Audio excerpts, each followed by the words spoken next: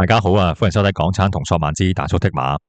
嗱，咁今次賽事咧就星期日啦，咁啊沙田嘅日賽10場賽事，咁啊中間穿插咗啲日本嘅越洋轉播啦。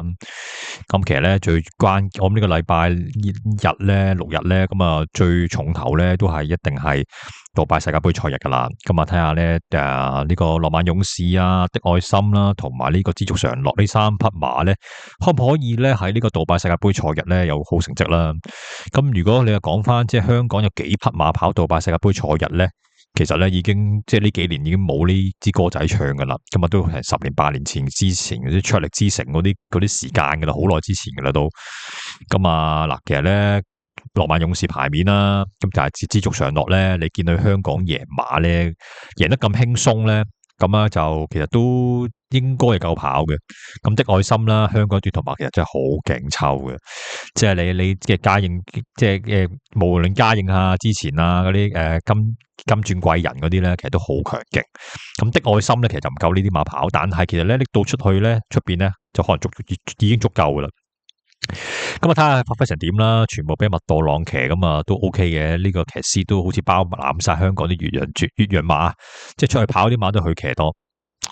咁呢條片想講頭場啦，呢個星期日啦，沙田嘅5班2000米啦。咁啊呢兩次賽事錄唔到音，唔好意思，真係咧把聲有啲問題啊，咁啊有啲抱恙啊。咁啊同各位馬迷講聲唔好意思先。咁啊呢頭場咧5班2000米，咁啊出馬咧就14日出足啦。咁啊其實呢場咧大家都係度嘅，因為咧真係講緊跑緊呢個路程嘅馬咧就唔係好多，但係你話跑到呢個路程嗰啲馬賽績係咪真係咁好咧？咁啊又未必嘅。咁啊讀下馬先啦，1號馬幸運同行，咁啊蔡約翰馬房咧而家咧就有6 win 咧領先住個練馬師榜嘅。咁啊其實如果睇佢個走勢咧，咁好似今年嘅冠軍練馬師咧，蔡漢都有80%把握嘅咯。咁啊其他練馬師好似有少少咧個步伐都跟唔住啊，咁冇辦法啦。咁始終好似伍彭志咁，舊年啊用嗰啲子彈啦，今季咧早段仲可以帶出嚟，但係問題即係後面咧啲馬啲分向上咗啦，咁啊狀態又用咗，咁啊其實真係好難咁樣長時間連續2季都喺個前列嘅。咁所以但係問題唔緊要啦，伍彭志來日方長，而家先4字頭，即係講年紀啊。咁啊，即係如果以香港練馬師第日可以練到75歲嘅話，即係仲有30幾年練啦。即係老實講，健健康康嘅話，即係練30幾年啦。即係可能之後嘅香港嘅賽馬咧，都係即係可能伍彭志呢個名字咧，都會可能會不斷會創造歷史、創造紀錄噶啦。咁啊，所以咧呢2年咧，即係冇辦法贏到冠軍練馬師都唔緊要啦，之後再嚟啦。因為你已經反覆證明咗佢係一個好好嘅練馬師嚟嘅啦，即係好有能力嘅練馬師啦，好穩定啊。咁講翻馬啦，咁啊1號幸運同行啦，咁啊其實呢隻馬其實講緊自購馬，咁啊其實喺香港跑12場嘅啫，又唔係太多，但係其實咧不斷揾場地試嘅。你講緊其實咧佢跑呢幾場啦，泥地谷草咁樣試喺後邊，其實有啲追勢嘅啦，特登又唔跑田草嗰啲路程俾你睇嘅啦。咁你而家落到嚟5班就跑呢個田草2000，配入布文。重睇翻眼罩，計級數就高晒啦。咁你計死數，佢呢隻馬雖然喺4班輸好遠嘅2000米，但係做嘅時間其實都唔錯嘅。咁啊，布文咁啊死磅冇咁重啦。咁啊，比亞路嘅指示咁樣都跑中長途會好嘅。咁啊，呢隻馬都可以 keep 住要翻啦。咁啊，呢啲馬一嚟入嚟噶啦，唔需要同你講咩近績噶啦，或者咁講咧，對手完全唔同晒嘅，都唔係話近唔近績嘅問題。2號馬烈火駿馬啦，咁啊呢隻馬其實就大前仗就贏咗場田草1100米啦，跟住呢2場咧跑翻田草1600，第一個檔位唔靚啦，11、12檔2場，第二真係短距離啲，有咩磅重啲又唔係好跑。今場冇諗咁多啦，增程翻2000米，覺得你而家咧呢啲咁嘅部署先合理嘅。其實上場你話1600米係咪好差走勢？唔係啊，嗱神驅馬靈贏馬就再跑4班都上到名啦。咁佢咧其實就喺個後包尾咧個外碟咧越追越近嘅135磅。上場奧爾文騎，今場繼續奧爾文啦。今場咧就增程400、2000，我覺得就好跑啲嘅，起碼唔使留到咁後啦，可以走翻住啲可能好少少嘅位置咁樣跑啦。咁啊，我覺得呢隻馬就都係其中一隻機會馬之一啦。3號馬裕達寶區啦，丁冠圖馬房啦，咁啊呢隻馬就冇乜走勢啊，暫時。咁啊，鄭俊偉咁啊轉咗丁冠豪，咁我都唔關咩練馬師事啦，而且隻馬係咪可以得嘅咧？咁啊，場場都輸10個馬位以上嘅嘛，冇嘢可以俾佢睇到住啊。燒馬利顯天下，嗱，我覺得呢隻馬就5班有少有啲着數嘅，但係問題就湯普森呢啲發揮咧，咁啊一定係會打折扣噶啦。其實好似你啱啱睇咗星期三啦，嗰隻快路啊，其實根本老實講啊，如果第二個騎贏梗啦，即係個嗱，你即係你話佢發揮上有咩特別大瑕疵又唔係，而係只不過真係嗰個級數咯。即係你一拍落去贏馬隻班德禮嗰隻銀進，大家就見識到一啲好騎師同一啲平庸騎師分別啦。湯姆森冇做錯噶，咁啊隻馬咁啊見到咦前面隻馬開始慢咯，咁啊喺600米就叫咗出去4碟咁樣轉彎咯，咁啊一路咁樣騎做翻佢應該做嘅嘢。但係問題就係你知道嗰場捕捉係咁快噶嘛，咁快時候其實可唔可以 hold 住一下咧？同埋銀進俾你搏住喺裏面噶嘛，其實你一路唔望空，其實佢一路都望唔到空噶，佢焗住要喺佢內檔度揾位噶。咁啊，其實冇必要咁早啦。咁啊，咁早嘅話，又其實某程度上都幫銀進早啲望空。咁啊，所以變咗後尾叮當馬頭輸咗少少咧，就係輸過少少咯。即係香港跑馬就係咁樣噶啦。你而家有啲騎師成日都贏唔到馬咧，就係咁樣咯。有支持嘅時候，發揮上唔係話佢有咩大問題啊，就係差咗少少，就差咗少少。咁湯普森就係呢類騎師咯，平庸嘅騎師。咁啊，但係香港咧就好中意啲咁嘅平庸騎師噶，因為冇蠱惑嘢啊嘛。咁啊。咁唔緊要啦，大家知道佢嘅特質，咁咪繼續喺呢個朝住啲方向度買咯。咁但係我覺得投注上利顯天下，我就暫時唔喺我射程範圍裏邊啦。5號馬雙天寶馬咁啊，鄭俊嘅馬房嘅馬啦，咁亦都係啦。呢啲馬亦都跑得唔係咁多，但係亦都未咩走勢。但係呢隻馬就好過嗰隻咧，裕達寶區少少嘅，即係輸又冇輸咁遠啦。咁啊，再睇下走勢先。但係其實咧，雙天寶馬呢個父系咧喺英外嘅話咧，其實好多時都係啲非常之早熟嘅種嚟嘅。咁而家其實都唔知係咪隻馬仲冇。6號馬英雄本色咁啊，正做馬房啦。咁呢隻馬就其實都場場都雙位數字名次又輸得遠嘅。咁啊，但係分咧就減得唔係好快嘅，跑10幾場你先減到34分。咁啊，但我都唔係好識評呢啲馬噶啦。即係你話佢係咪完全冇走勢又唔係咁樣，但係就冇乜威脅咯。而家你突然之間跑開1200，咁今場跑2000，真係，即係你話係咪即係嗰啲？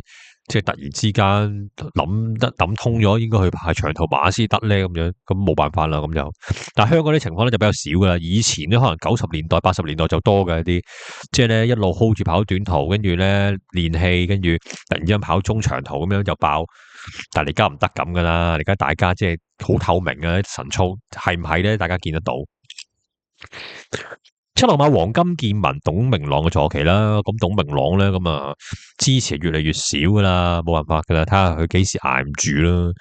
因為你啲發揮咧成日都古靈精怪咧，咁啊好多人就避之則吉嘅。咁啊黃金劍文都冇乜走勢嘅啦，啲馬日本馬啦，咁啊都未有咩表現啦，同埋日本馬咧，如果真係隻馬得嘅咧，就唔會買到俾你啊。8號馬香港精神嗱，上場希威森嘅發揮咧，大家都馬馬叉叉噶啦，其實應該佢贏嘅，咁啊最後贏唔到，今場咧就強配潘頓啦。咁但係呢隻馬田草咧，其實咧喺最銳嘅時候咧都係一般般嘅啫，可能谷草會好少少啦，因為始終個發力嗰個，即係嗰個點講啊，嗰個灌注力唔夠沙田直路咁長啊。咁但係今場俾潘頓其實實熱嘅，咁啊睇下點發揮啦。咁啊，我覺得如果你太熱嘅話，你個 win 咧就唔係好直博啦。9號馬齊歡最落呢隻馬要留意啦，擺咗喺度啦。講緊呢隻馬，即係講緊有能力，又係最年輕，又有向上望空間，就係呢隻噶啦。咁啊，其實36分嗰場咧，喺田草18啦，艾少禮咧已經跑得唔錯啦。場跟前咁啊，最後輸4運3馬位啦，咁啊輸俾隻烈火駿馬啦嗰場。咁啊，我覺得嗰場佢都算跑得唔錯啦，喺裏面咧蝕咗，但係嗰場咧其實咧。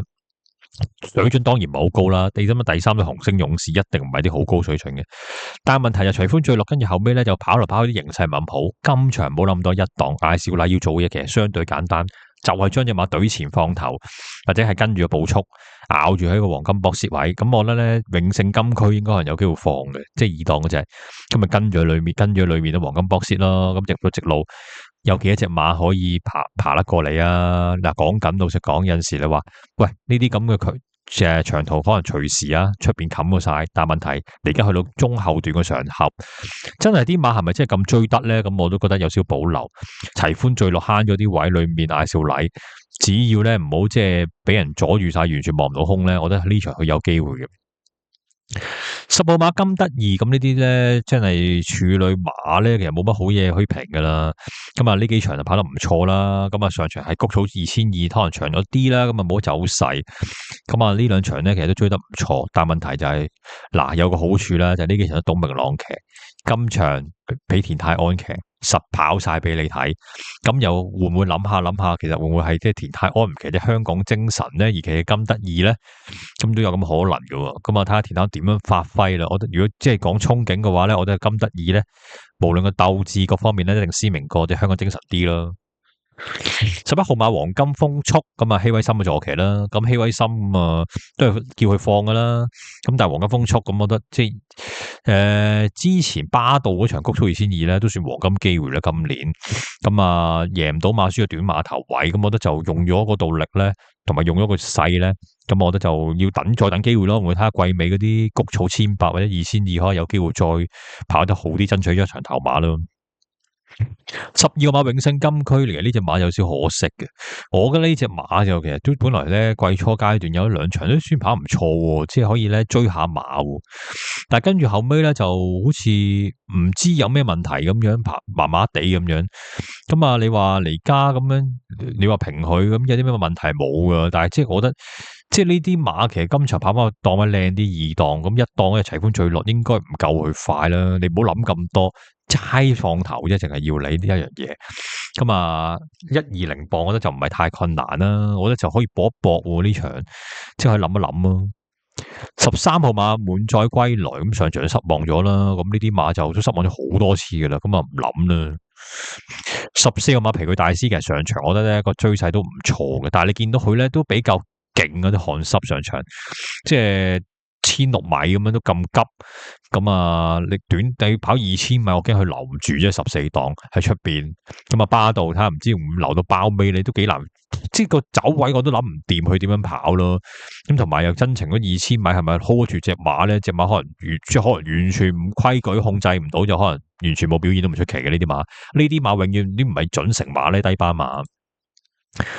嗱咁啊，頭場我覺得咧呢場一諗下咧，其實啊，我覺得真係來來去去都幾隻馬係即係有能力可以喺呢個2000米跑得好嘅啫。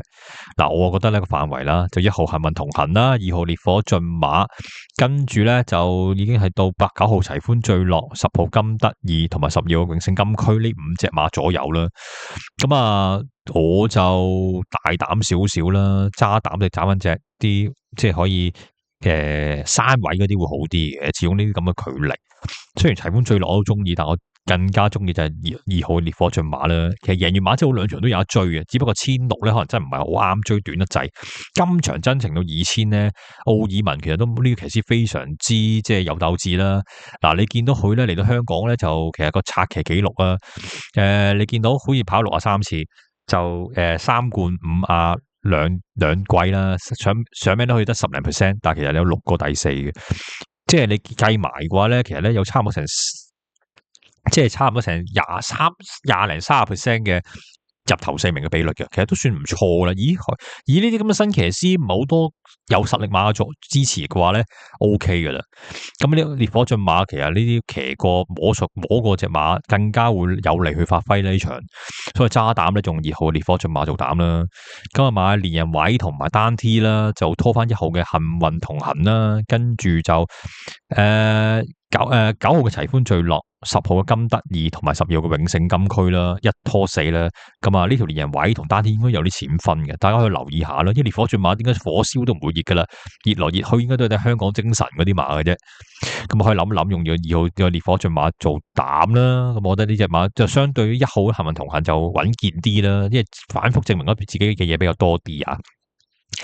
咁重複一次第一場嘅心水推介啦，用2號烈火駿馬做膽啊，買連人位同埋單 T 就拖1號嘅幸運同行，9號嘅齊歡最落，10號嘅金得意同埋12號嘅永勝金區啊，一拖4。咁頭場心水推介咧就去到呢度啦，多謝大家支持，再見。